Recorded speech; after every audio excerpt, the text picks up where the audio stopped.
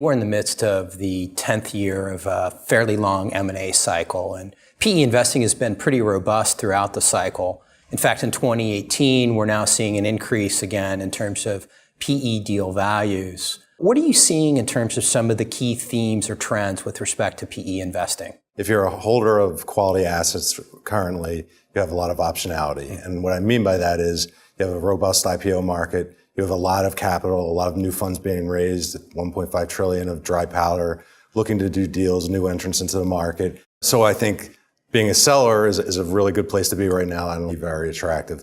On the buy side, I think we're seeing an emergence of corporate carve-outs continuing, but those corporate carve-outs, I think, increasing in velocity and number. I think we're seeing those corporate carve-outs become larger, more global in scale. Strategic M&A continues to be a big part of private equity and its growth strategy, meaning platform companies doing a lot of add-on acquisitions. Flavors to that, but that continues to be about 60% of private equity deal activity. Then I'd say the other interesting thing that we've really seen evolve is large-scale growth investing. And what I mean by that is your traditional LBO model kind of changing in some respects where firms are getting into growth capital investing, and a lot of it is, I think, the emergence of or increase in velocity and volume of software transactions or technology transactions. Let's broaden that perspective a little bit. What are you seeing in terms of some of the longer-term trends with respect to the PE industry itself? Over the last 24 months, we've seen the emergence of longer lived funds, so longer holding periods, the thought being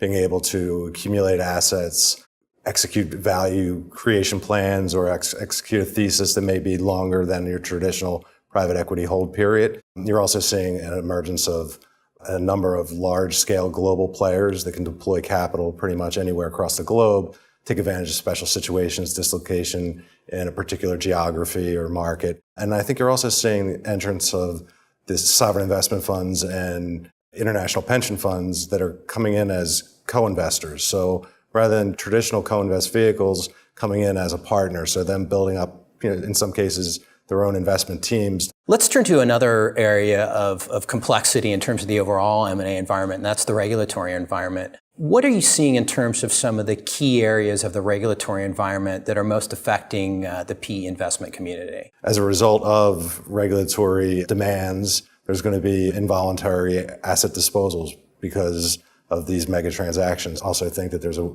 place that private equity and others will play in those assets being shed, whether it be in a certain geography or in a certain product or service that I think is being demanded by the regulatory authorities. So in general, creating a lot of significant opportunities for PE right in their sweet spot. What are some of the best practices that you've seen in terms of investors, especially as we approach the latter stages of the investment cycle? Picking a position and going long in those positions, whether that be taking advantage of scale of your fund and firm size to be able to have global reach, or being an industry specialist and being really deep.